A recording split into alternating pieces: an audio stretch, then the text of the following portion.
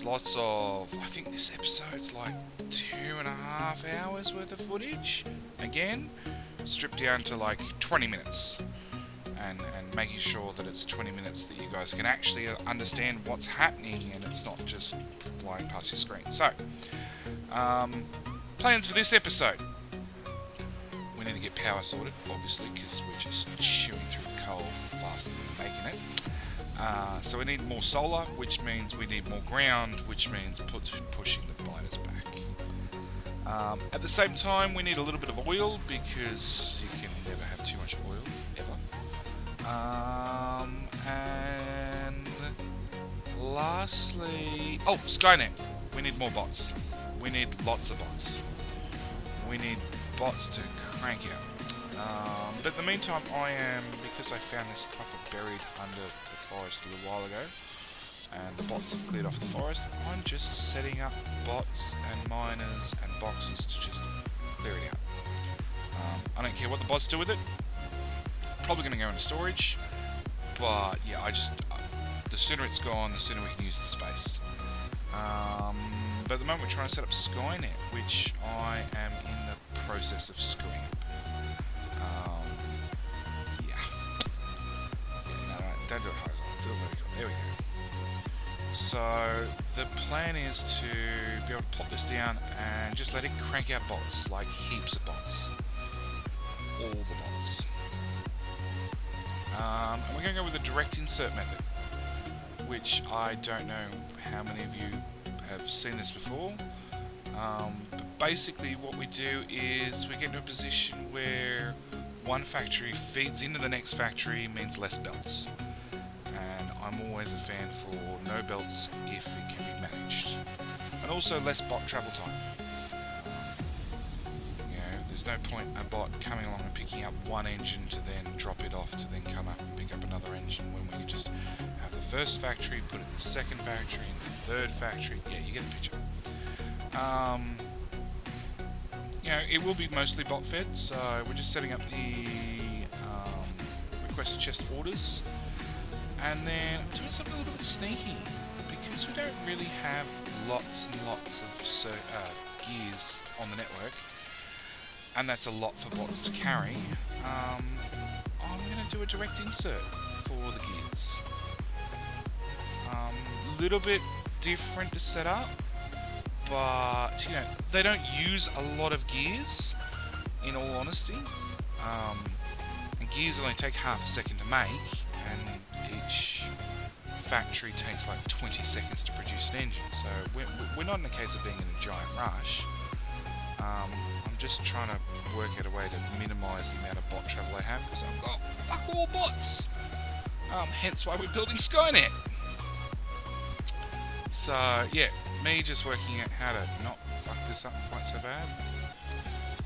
Unfortunately it's me, so it's going to be fucked up really bad, but you get what you get.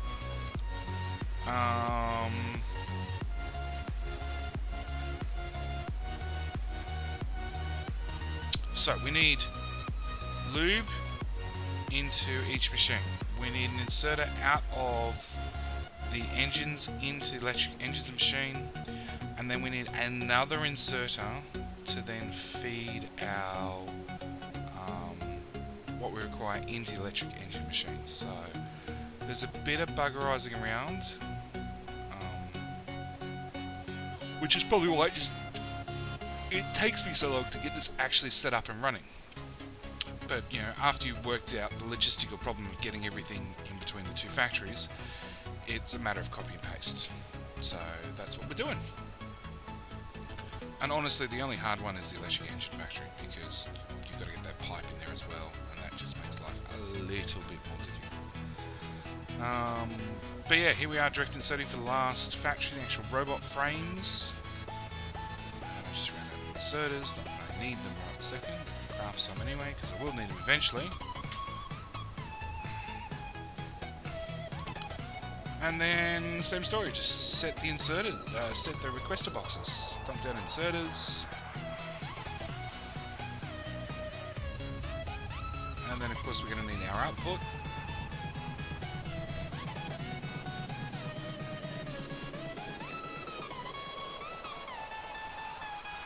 Same story. Oh, Roboport, because we're out of range for half of these. But same story. Inserters to put it into the boxes. Make sure we're actually requesting robot frames down here, because those two little factories is more than enough to produce any robot frames into robots that we make. I think it's about 50 factories, 50 engine factories to robot frame factories that you need before one of those little Logibot or construction bot factories can't keep up. It's a massive amount.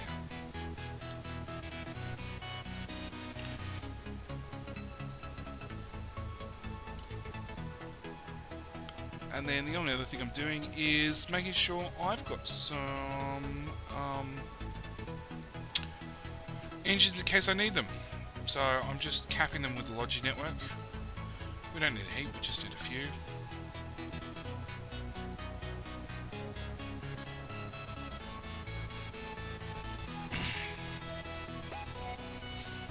So back to, what do we run this at? So that's 6 times the regular speed.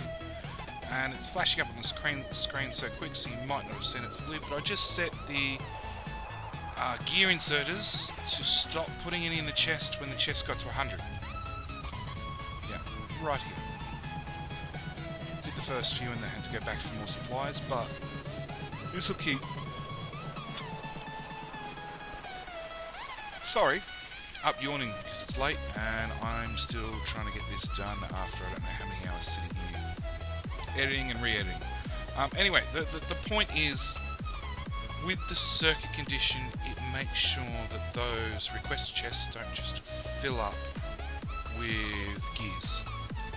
100 gears, the inserter will stop, which means, you know, if the inserter's just flat out doing one of them, means the other inserters can actually get some gears as well.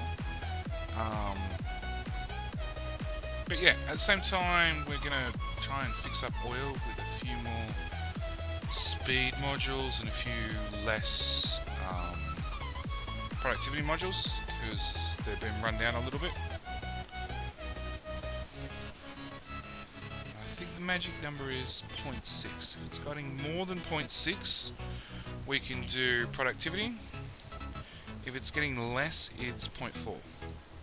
If it's getting less, then it's speed. It's 0.6 or 0.4, I'm not sure. One of the other magic numbers. And then it's time to go wall hunting. So make a bit of wall, or wall placing. Make a bit of wall and then use the blueprint method and paste! And let the robots figure it out. Which is good because it puts me miles away, because I'm pretty sure the mod's still set up, so anytime you take out a tree, biters attack. And if you watch our mini-map, it will light up constantly.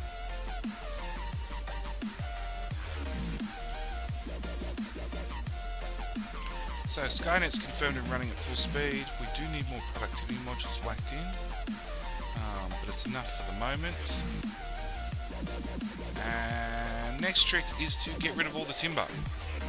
We only want it on this line, so this is the important one, and the other one goes through the furnaces, and then down to plastic. So we don't want wood on that one, but we can put wood on this one, which should alleviate our power problems, at least for the moment, because we've got tons of timber.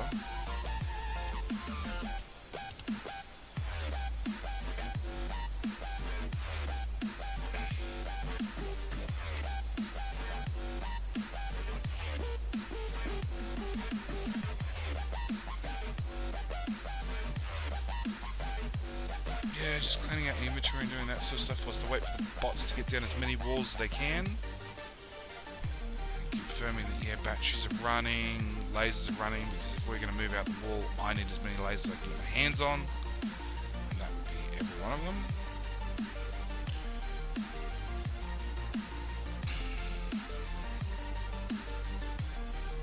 Now, I was going to move that build, and then I decided, you know what, let's just leave it where it is. Leave it entirely where it is. We will just bring it petroleum. unfortunately, I didn't check my Logi network when I went and built that. So those chests are actually outside of Logi range. So I fucked up. Fucked up good. But yeah, just trying to make sure we've got the right amount of barrels in the systems. And go for a bit of an oil and a bit of iron search. There are no good options. That is often the answer. There is none.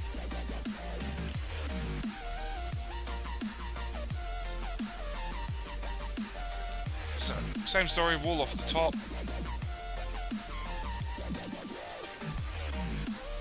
And then we need to actually start looking at moving the front line. Yep, bots have got no hope of keeping up with all this work. You know, it's an eventually thing. They'll eventually get it built. Eventually.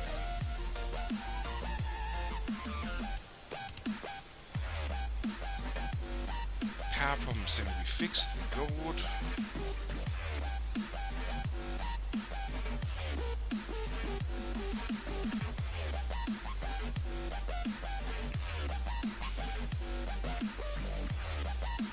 And that's when I realised, hey, those chests aren't doing anything. They're not like lodging. Oops. I did fucked up again. So I'm pretty sure the rest of the video is at about this speed. What we end up doing is we end up clearing out a bit of space and manually placing the first few with a little bit of blueprint help. But the idea is to be able to blueprint it with the walls and then have that in the future blueprints so we can just mass spam it everywhere. And have the bots move the front turrets forward, and I hopefully don't get killed in the meantime. Because you guys might enjoy seeing me die, but frankly at this point I'm like 18, 19 hours in and I'm so over it. Alright, I'm just going back to the original video, which is at normal speed, and it's actually a lot more legible on my little preview screen. And yeah, I'm getting up to the 20-hour mark, or I'm over it already. 20 minutes in, 20 hours in, and what, 5, 6, 7 deaths already? Meanwhile, running around knowing that I have flamethrower fluid, but if I start a fire, the fire's not going to go out. Maybe ever. Yeah. I don't know.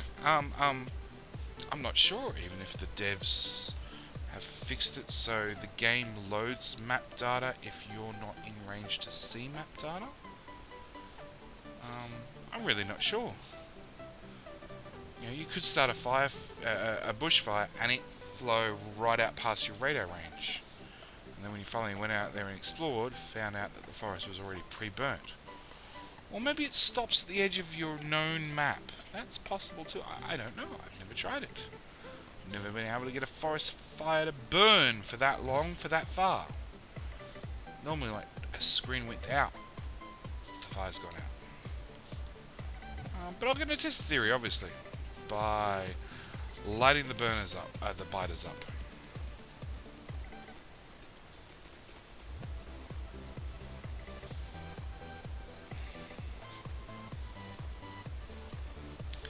And trying to put out a fire before it spreads into more bushland, which will then spread into more bushland, which will then spread through the factory. Yeah, fire's bad.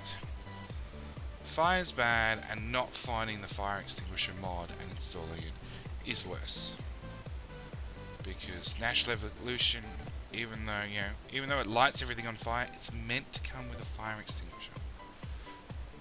That was in the notes. And then I not see it. So I'm guessing either somebody implemented the code, or the mechanic, and then somebody forgot to code it in, or it's a mod only thing, which is entirely possible. there's a lot of good content for a lot of good games that is mod only. It's never been introduced, never will be introduced into the vanilla game. Factorio is a little bit different. You know, things that are requested do sometimes show up, especially if they've got enough people voting for them. And you can do that on their official forums. You can go on their forums and look at really cool and really horrible ideas people have posted. And then take it from there. You know, add the mods you want, or don't, or yeah. But like I said, the biters are savage. And dead set. Anytime we take out a tree, we get smashed hard. So, oh, I think that was another one of my dodgy edits. As long as we don't go back in time this time, I'd call it a success. I don't think we went back this time. It's hard to tell. It's hard to tell because I see about every... I see like 1 in 3 frames on my preview.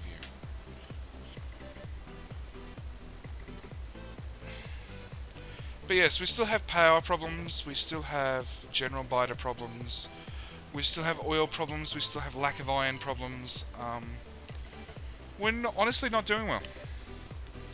And each time a biter takes out a turret, I've got to the point where I'm now thinking, that's like 50 iron I just lost. You know, repair packs and everything else are on top of that. But that was like 50 iron in one building I just lost. That I'm going to get to the point where I can't replace. You know, here we are building SkyNet, which is circuits, which is iron. Gears, which is iron. Pipe, which is iron. Steel, which is a lot of iron. And I'm producing a shit ton. So, build up the straight, move it forward a little bit, and then we need to wrap it around the corner. We've got 2 choices. We can either go corner left and cut out for the oil, or we go corner right just to block it off so I don't have to worry about it anymore. I think I won't lock it off. Just for something different, so to speak.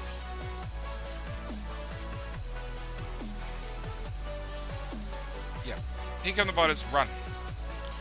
2 hits and we're down to like 10 hit points. Wow. They hurt a lot.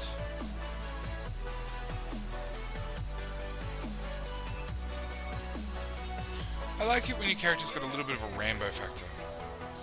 You know, you can just run in, gun a-blazing, and just everything dies.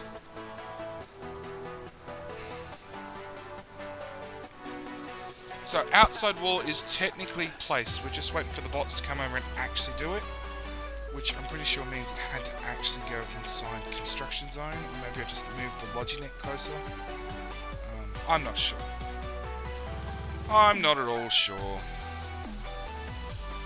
Either way, we put down a robot port because we need to keep the network extending and keep giving us more charge spots. But at the same time, I decided it's finally time to hook up a way for ammunition to end up back on our lovely feed the whole base in a giant loop belt. Meanwhile, throw down just a tiny bit of something. Along with fix up our new little oil deposit now that we've captured it. It's ours. The biters can't have it.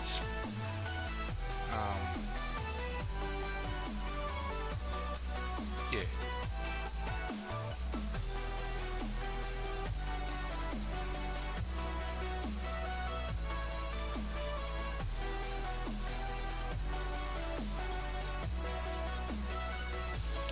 And then comes the problem of how do I get on the outside?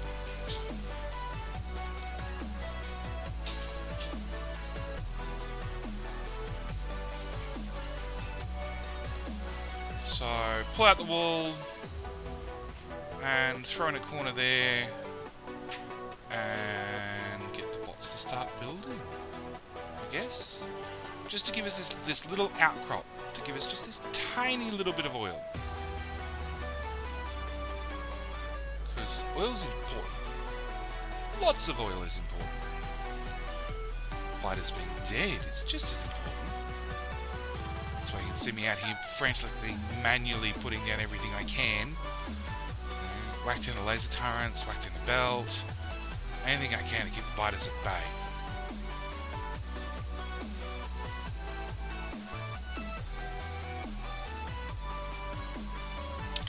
And then it doesn't line up on the return back. That would be my luck. So of course, you know, some slight bends and manipulation has to be done. I mean, whilst our ass is being attacked, now this side's being attacked. Yeah, like I said, bit of a death world. It was a nice challenge. It really is a nice challenge. You know? I haven't quite thrown in the towel yet. I think in the next episode there's like an hour and a half break. Where I just get up and walk away for a bit.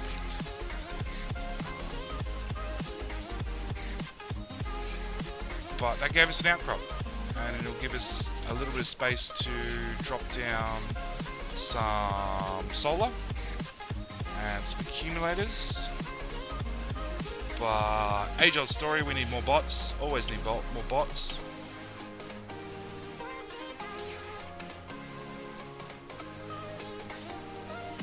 But yeah, all we need to do is finally plumb up the new little bit of oil. And if I've got productivity modules on me, or speed modules, I'm pretty sure I'll use them. And then plumb it down to the actual refinery. That's the wrong map, that's too far. Plumb it down to the actual refinery. But yeah, it works, as long as it works. We can make stuff neat and tidy down the time, rather than it just works. Yep, throw modules in what we can. Make sure it's all powered. Make sure we've cleaned out what we can from the inside. And the gun turret's holding strong. And then finally the little blobs, goop, whatever you want to call it. The biters drop. If they drop them in the base under the belt, they get on the belt. So I thought, look, you know what? If I put down a couple of inserters, filter inserters, that are just going to pull those off the belt, maybe I'll save myself some trouble. I don't think I will. In fact, I never ever saw one work, but you know. But yes, that's it for this episode. Thank you guys for watching. I hope you've enjoyed. We're now, what, 20 and a bit hours, or almost 21 hours, and 65% evolution, so it's definitely getting there. I hope you guys enjoyed. I hope to get the next one up soon. Down in the comment section, leave me a comment. Got a question about a build, ask me there. Insult me, maybe subscribe, I don't know. But yeah, I'll see you in the next one. Thanks, bye.